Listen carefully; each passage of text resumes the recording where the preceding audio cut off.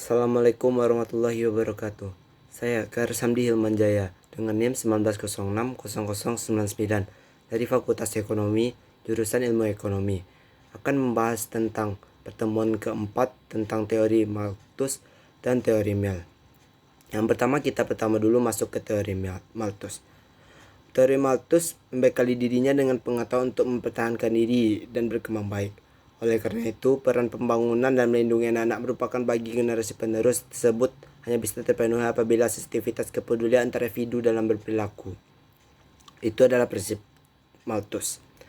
Namun demikian, Malthus meragukan pendapat-pendapat tersebut dengan berbagai hal alasan.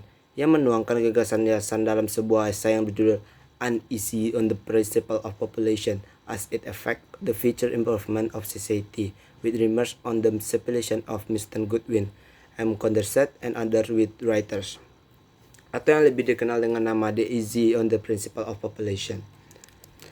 Dalam pandangannya, Malthus menyebutkan dua prinsip dasar, yakni sumber daya pangan merupakan suatu keharusan bagi manusia untuk dapat menjamin kelangsungan hidupannya. Hubungan antara individu, laki-laki dan perempuan akan selalu ada sebagai salah satu upaya manusia untuk melanjutkan keturunan.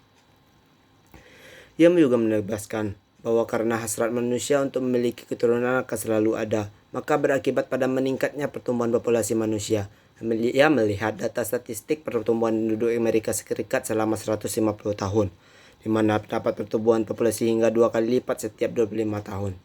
Dari sini, Malthus menyatakan bahwa pertumbuhan populasi penduduk akan selalu mengikuti deret ukur geometrik ratio atau exponential progression, atau apabila digambarkan dalam rangka adalah 1, 2, 3, 4, 6, 18, dan seterusnya.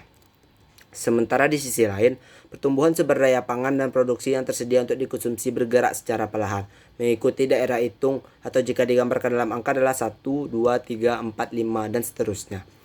Keterkaitan antara pertumbuhan populasi penduduk dengan pertumbuhan sumber daya pangan dan produksi, beserta segala permasalahannya dikenal dengan istilah The Malthusian Trap. Lebih jauh, Malthus menegaskan bahwa ketika pertumbuhan populasi penduduk tidak terkendali, sementara ketersediaan pangan tidak mampu mengimbangi jumlah populasi yang ada, maka terbentuknya tatanan kehidupan masyarakat ideal seperti yang dicita-citakan Goodwin tidak akan pernah terwujud, alias hanya menjadi sebuah utopia.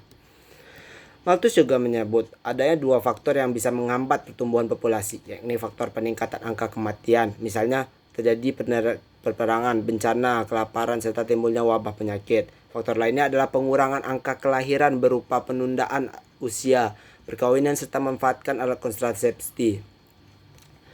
Disebut sebagai prophecy checks. Demikian itu konsep dari Malthus. Lalu kita berlanjut tentang teori Mill.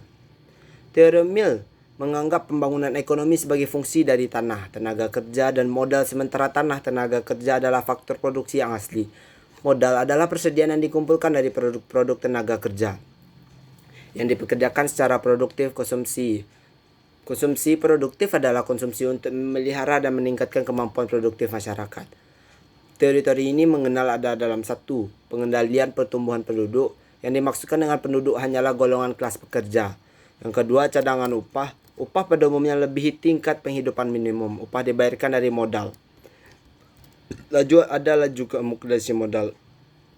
Akumulasi modal tergantung pada jumlah dana yang dapat menghasilkan tabungan dan kuatnya kecenderungan untuk menabung.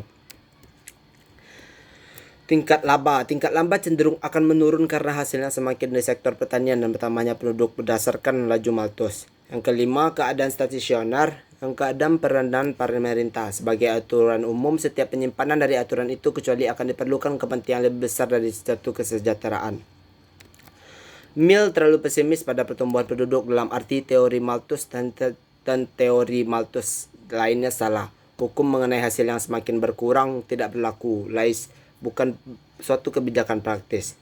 Penerapan teori Mill pada negara berkembang. Pandangan Mill mengenai akumulasi modal, hasil yang semakin berkurang, pertumbuhan penduduk, dan perantau terbatas pemerintah dapat ditegakkan di negara terbelakang. Laju akumulasi modal dapat ditingkatkan dengan meningkatkan sisa hasil usaha dengan memperkuat kecenderungan menabung. Itu yang saya bisa dapat sampaikan tentang teori Malthus dan teori Mill. Banyak salah asal ucapan saya, mohon dimaafkan. Saya masih belajar juga. Assalamualaikum warahmatullahi wabarakatuh.